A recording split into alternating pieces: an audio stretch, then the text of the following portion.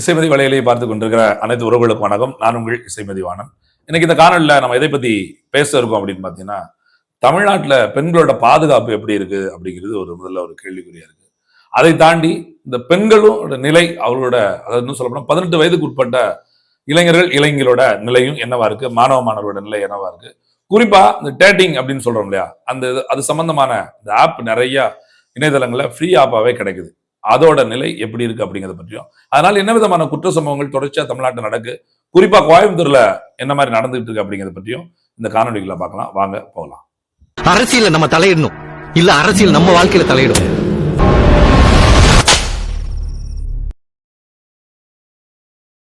இணையதளம் மிக கொடூரமாகவும் இருக்குது, எல்லாருக்கும் பயன்படுற மாதிரி இருக்குது. நல்லதும் இருக்குது, கெட்டதும் இருக்குது. இது எல்லாரும் சொல்லி கேள்விப்பட்டிருக்கிறோம். நல்லதை மட்டும் பயன்படுத்திக்கணும், கெட்டதை விட்டுறணும். நமக்கு தேவையான ஒரு எது நல்லது தேவையோ அதை மட்டும் எடுக்கணும். நம்ம எல்லாத்தையுமே பயன்படுத்தாம இருக்க முடியாது அப்படின்னு சொல்லுவோம். அது மாதிரி நம்ம வாழ்க்கையில ரொம்ப இன்றியமையாம இருக்குதுன்னா இணையம் தான். இன்னைக்கு உலகம் முழுக்க என்ன நடந்தாலும் எப்படி நடந்தாலும் அதுக்கு ஆதாரம் தேடுறது இணையத்தெல்லாம் தேட முடியுது. பல்வேறு செய்திகளை நம்ம தெரிஞ்சுக்கிறோம், இணையத்தெல்லாம் தர முடியுது. மறந்து போன தகவல்களை பற்றி சேகரிக்கணும் அப்படின்னாலும் இணையம் தான் தேவைப்படுது. இப்ப எல்லாம் பாத்தீங்கன்னா டெவலப்மெண்ட் ஆகி நல்லா வளர்ச்சி ஆகி ஏஐ ஆப் அப்படி வரைக்கும் வந்துருச்சு. இல்லாத ஆப்புகளே கிடையாதுன்னு வச்சுக்கலாம். ரம்மி தொடங்கி நம்மளை கெடுக்கிறதுக்கு பல ஆப்புகள் கிடக்குது, நம்மளை வளர்த்து விடுறதுக்கும் பல ஆப்புகள் கிடக்குது. அது ஆப்புன்னு ஏன் பேர் வச்சாங்கன்னு இப்பதான் தெரியுது. அப்ப குறிப்பா அந்த செயலிகள், தமிழ்ல நம்ம செயலின்னு சொல்லல, நிறையத்துல இணைய செயலிகள் நிறைய இருந்தாலும் கூட இந்த தவறான பாதையில தவறான செயலிகளை நம்ம தடை செய்யணும் அப்படின்னு சொல்லி மிகப்பெரிய அளவுல தொடர்ச்சியா போராட்டம் நடந்துகிட்டே இருக்குது. குறிப்பா ரம்மி அப்ப கூட அப்படிதான், அந்த செயலி வேண்டாம், அதனால நிறைய பேர் கடன் தொலைல மாட்டிக்கிட்டு குடும்பத்தோட தற்கொலை பண்ற நிகழ்வும், மனைவி குழந்தைகளை விட்டுட்டு தன் உயிரை மாற்றிக் கொள்கிற நிகழ்வு நடக்குது அப்படின்னு சொல்லி நாம செய்திகள்ல மட்டுமல்ல நம்ம பகுதிகளில் கூட நம்ம அடிக்கடி பார்த்திருக்கோம். அப்படி நடக்குது. அது மாதிரி இப்ப பாத்தீங்கன்னா கோயம்புத்தூர்ல குறுகிய காலகட்டங்கள்ல நிறைய பெண்களுக்கான பாதுகாப்பின்மை ஏற்பட்டிருக்குன்னு சொல்லலாம். குறிப்பா என்ன சொல்லலாம், மது போதையில இருந்த 2-3 பேரெல்லாம் சேர்ந்து தன்னோட ஆண் நண்பரோட கார்ல இருந்த ஒரு பெண்ணை கடத்தி பாலியல் பலாத்காரம் பண்ணி அது கிட்டத்தட்ட விடிஞ்சதுக்கு அப்புறம் அந்த பெண் மீட்கப்பட்டது சம்பவம் தெரியும். அதற்கு பின்னாடியும் ஒரு பையன் பொண்ணும் பழகி அந்த பையன் அந்த பொண்ணுட்டு இருந்து 60,000 காசையும் கொஞ்சம் நகையும் கொள்ளையடிச்சுட்டு போயிட்டாரு அப்படிங்கிற செய்தி. இதெல்லாம் என்னடா அப்படின்னு பாக்குற போது பார்த்தா, இந்த காருக்குள்ள ஒரு ஆணும் பெண்ணு இருந்தாங்க பாத்தீங்களா, அந்த ஆணும் பெண்ணுமே டேட்டிங் அப்படின்னு சொல்லி ஒரு செயலி மூலமா, ஒரு ஆப் மூலமா தான் இணைஞ்சிருக்காங்க. அவங்க அதன் மூலமா தான் தொடர்பு கொண்டு சந்திக்க வந்தாங்க அப்படின்னு சொல்றாங்க. அதற்கப்புறம் அதே செயலியை பயன்படுத்தி தான் பாத்தீங்கன்னா ஒரு நண்பர் ஒரு பெண்ணை நண்பரா அதுல அந்த ஆப்ல எடுக்கிறாங்க, சந்திக்கலாம்னு சொல்றாங்க. வந்த இடத்துலதான் அந்த பெண்ணை தாக்கி பணத்தை நகை கொள்ளையடிச்சு இந்த ஆண் ஓடிறாரு அப்படின்னு சொல்லி செய்தி வந்திருக்கு. இன்னும் கூடுதலா சொல்றதா இருந்தா, அந்த கோவை மாவட்டத்தோட ஒரு டிஎஸ்பியா வேலை செய்யக்கூடிய ஒருத்தரோட மகனே இந்த திருட்டு வேலையில, இந்த கேவலமான வேலையில ஈடுபட்டு அப்புறம் அவர் காவல்துறையால கைது செய்யப்பட்டு ஜாமீன் கொடுக்கப்பட்டு மறுபடியும் அந்த ஜாமீன் ரத்து செய்யப்பட்டு மறுபடியும் இப்ப சிறையில் இருக்க. இப்ப என்னன்னா, இந்த ஆப், இந்த செயலி இருக்குல்ல, டேட்டிங்னா இந்த செயலி என்பது ஒண்ணு மட்டும் கிடையாது, கிட்டத்தட்ட 18 வகையான செயலிகள் இருக்குன்னு சொல்றாங்க. இப்ப நீங்க சாதாரண செல்போன் எடுத்துட்டு நீங்க பாத்துட்டே இருந்தீங்க பிள்ளைகள், அது சின்ன பிள்ளை பாக்குது பெரிய பிள்ளை பாக்குறதுலாம் கிடையாது, பாத்துட்டே இருங்க. உங்களுக்கு நைட் 2 மணி ஆயிடுச்சு, உங்கள் கவலைகளை பேசுவதற்கு உங்களுக்கு ஆளே இல்லையா, நான் இருக்கேன், நீங்க உடனே கால் பண்ணுங்க, என் கூட பேசுங்க, உங்க மனசுல இருக்கிறதெல்லாம் கொட்டுங்க அப்படின்னு சொல்லிட்டு பெண்கள் பேசுற காணொலி. ஒரு சில இடத்துல ஆண்கள் பேசுறாங்க, அதாவது பெண்களுக்கு ஆண்கள் நண்பராகும், ஆண்களுக்கு பெண்கள் நண்பர்களாகும், இதுக்கு பேசுறதுக்கு காசு அப்படின்னு சொல்லி ஒரு சில ஆப்பை பார்த்திருப்பீங்க. ஒரு சில ஆப் பார்த்தீங்கன்னா இயல்பாவே இலவசமாவே கிடைக்குது. இந்த இலவசமா கிடைக்கிற ஆப்ல என்ன ஆகுதுன்னா, நேரடியாவே அதுல நம்ம பேசிக்க முடியும், அவங்களோட எண்களை நம்ம பரிமாறிக்கொள்ள முடியும், அப்புறம் நட்பை வளர்த்துக்கலாம். அது காதலாகி அப்படியெல்லாம் ஒரு கட்டத்துக்கு போய் ஏமாற்றுகிற இடத்துக்கும் போயுது, உண்மை உயிரை பறிகொடுக்கிற இடத்துக்கும் போது, உடைமைகளை பறிகொடுக்கிற இடத்துக்கும் போது, காசு பணத்தோட போயிருது. சில இடங்கள்ல பாலியல் பலாத்காரங்கள் போல பெண்களுக்கு பாதுகாப்பு நிலை ஏற்படுது.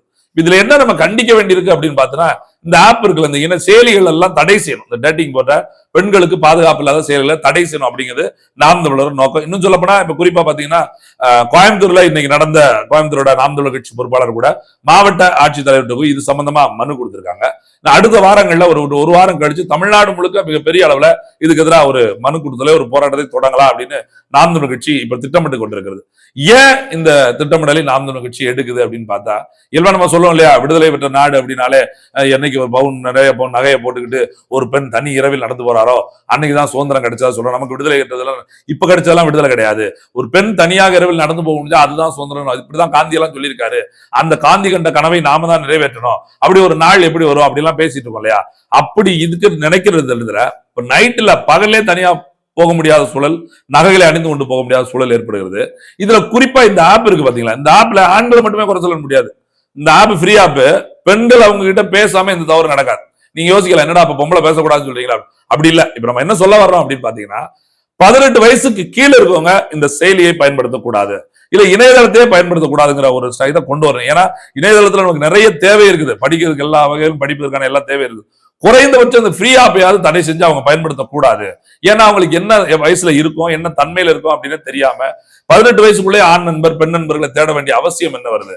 டேட்டிங்னா ஒரு ஆப்ல எல்லாம் போய் பேச வேண்டிய கிரைண்ட் ஆப் என்னென்னமோ பேர் சொல்றாங்க. உண்மையிலே நமக்கே நினைச்சாலே என்னடா இப்படி எல்லாமா அப்படின்னு சொல்லலாம். இப்ப போதை பொருள் அப்படின்னா சாராயத்தை மட்டுமே பேசிட்டு இருந்தோம். அல்ல கஞ்சா எளிமையா கிடைக்குனாங்க. ஐயோ கஞ்சா விட வேற என்னமா கிடைக்கும், வாயில நுழையாத பேர்லாம் வந்துட்டு இருக்காங்க. இப்ப அதெல்லாம் கடந்து போனா காவல்துறை நம்ம பேசணும் என்ன சொல்றாங்க, சார் இது மட்டுமா சார், என்னென்னமோ வெறும் அல்ட்ரா சார், அதை பெட்ரோலை முக்கிய மோந்து பாக்காங்க சார் அப்படின்னு. பெட்ரோலை வாட்டர் கேன்ல அடிச்சுக்கிட்டு அதை மோந்து பாக்காங்க. சைக்கிள் டயருக்கு பஞ்சர் விட்டுவாங்க ஒரு இது வந்து, அதை தடவி மோந்து பாக்குறாங்க. என்ன மை இருக்கு பாருங்க, பேனா எழுதுற மை, அந்த மையில எதையோ கலந்து அவங்க வந்து சுகம் காட்டுறாங்க. அப்படி என்னென்னமோ போதைக்கு வழி வந்துருச்சு. அது மாதிரி இந்த ஆப் வந்து கவலைப்பட்டு இருக்கிற இல்ல ஆசையோடு இருக்கிற ஆண்களை பெண்களை குறிவைக்குது. இது அதை குறிவைப்பதோட விளைவு 18 வயதுக்கு உட்பட்டவங்க ரொம்ப எளிமையா விழுந்துடுறாங்க. அப்ப இவங்களுக்கு என்ன இந்த இணையத்துல நம்ம என்ன பேச போறோம் என்ன பண்ண போறோம் அப்படின்னே தெரியாம ஒரு ஆர்வத்தை அவங்கள்ட்ட தூண்டி விட்டு, திரைப்படத்தை சொல்லுவாங்களா, ஒருத்தவங்களை வந்து நாம ஒருத்தர் கொள்ளையடிக்கனா அவனுக்கு ஆசையை தூண்டி விடணும் அப்படிம்பாங்க. இது பணத்துக்கு மட்டுமல்ல, மற்ற எல்லாத்துக்கும் பொருந்தும் தான் நினைக்கிறேன். அவன் இருந்து நம்ம அவன் உடம்ப கவரணும், இல்ல அவனை அவனோட உடலில் இருக்கக்கூடிய பொருட்களை கவரனா அவனை ஆசையை தூண்டி விட்டு நம்ம பக்கம் வர வைக்கணும் இருக்குல்ல, அந்த வேலையை தான் இந்த ஆப்புகள், இந்த செயலிகள், இணைய செயலிகள் செய்கிறது.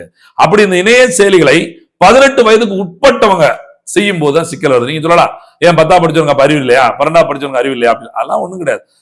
அறிவு என்பது வேற, புரிந்து கொள்ளுதல் என்பது அனுபவத்தின் அடிப்படையில் கிடப்பதான் புரிந்து கொள்வது. அறிவு என்பது ஒரு ஆற்றலாக வளரக்கூடியது. அதனால இதுக்கும் அனுபவத்துக்கும் அறிவுக்கும் ரொம்ப வித்தியாசம் இருக்குது. நீங்க பாருங்க, நாட்டுல பாத்தீங்கன்னா 18 வயசு ஆனாதான் உங்களுக்கு வந்து வண்டி ஓட்டுறதுக்கு ஒரு சான்றிதழ் கொடுக்குறாங்க. எப்படி?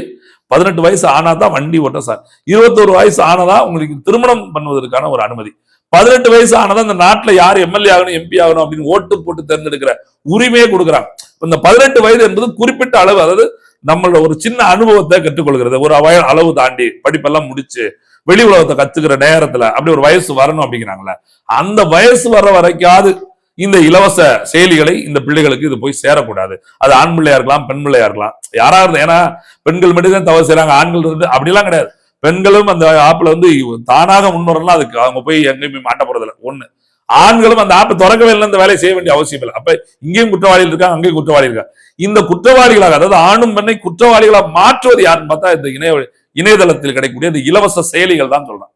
அதனாலதான் டேட்டிங் ஆப்போ கிரைண்டர் ஆப்போ இதெல்லாம் முடிச்சிருங்க, இதை நிப்பாட்டுங்க, இதை தடை செய்யுங்க அப்படின்னு ஒரு கேட்க வேண்டிய இடத்துக்கு இங்க வந்து நிக்கிறது நாம் தமிழர் கட்சி. ஏன் நாம் தமிழர் கட்சி கேக்குன்னா, இந்த அடுத்த தலைமுறை பிள்ளைகளை பற்றி இப்போது யோசிக்கிறது அப்படின்னா அது நாம் தமிழர் கட்சி தான். இங்க இருக்கிற மற்ற கட்சிகள் அதை பற்றி அவ்வளவு தூரம் கண்டுக்கிறது இல்லை. இன்னும் சொல்ல போனா ரம்மி அப்படி ஒரு கேம் வந்து அவ்வளவு மக்கள் சாகும் போது ரம்மி அப்ப தடை செய்யணும் மிகப்பெரிய அளவுல போராடினதெல்லாம் தமிழ்நாட்டில் இருக்கக்கூடிய நாம் தமிழர் கட்சி. அந்த மாதிரி இந்த, அதாவது குறிப்பா இந்த பெண்களோட பாதுகாப்பு, இன்னும் சொல்ல போனா இளைஞர் இளைஞர்களோட பாதுகாப்பு, உடல் சம்பந்தமான பிரச்சனைகளை மாட்டிக்கொள்ளாமல் இருப்பதற்கு முதல்ல இந்த மாதிரியான ஆப்புகள், இலவச ஆப்புகளை தடை செய்யணும். அப்படி தடை செய்வதன் மூலமா என்ன ஆகுதுன்னா, ஓரளவுக்கு, அதாவது ஒரு 100% நடக்கிற தவிர 50% கட்டுப்படுத்த முடியும்.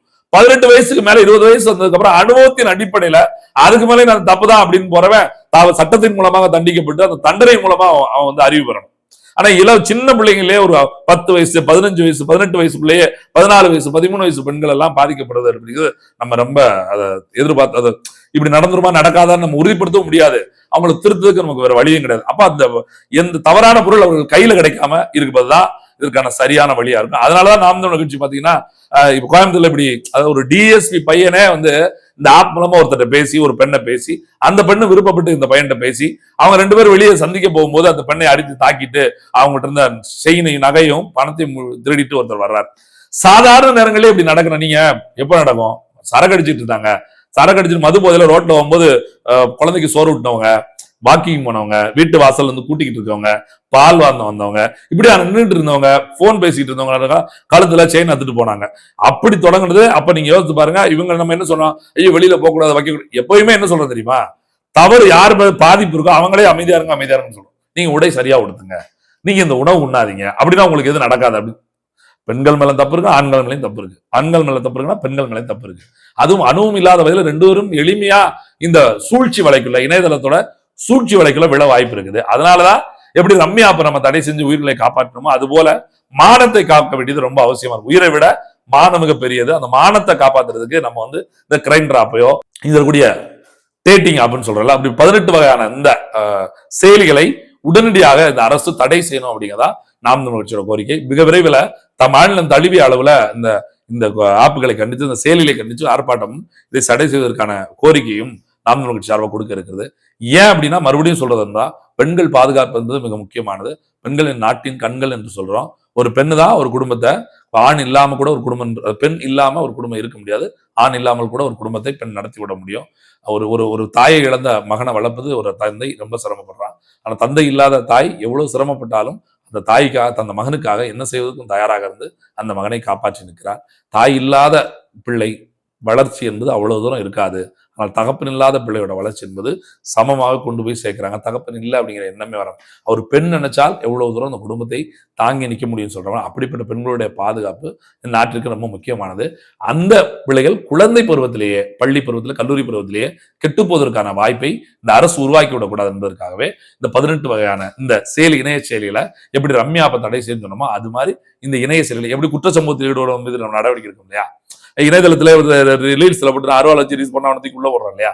சோ அந்த மாதிரி இந்த ஆப்புக்குள்ள போறவங்களுக்கான ஒரு தடுப்பு, இந்த ஆப்பே தடை, ரெண்டையும் விரைவா செஞ்சுட்டோம்னா இந்த பிள்ளைகளோட, அது பெண் பிள்ளையா இருக்கலாம், ஆண் பிள்ளையா இருக்கலாம், அவங்களுடைய பாதுகாப்பை நம்ம உறுதி செய்ய முடியும். ஒவ்வொரு நேரமும் பிள்ளை எங்க போச்சு, எப்படி போச்சு, செல்போன்ல என்ன பயன்படுச்சுன்னு சொல்லி திக்குன்னு பெற்றோர்கள் வீட்டுக்குள்ள உட்காந்து இருக்க வேண்டிய அவசியம் இல்லை.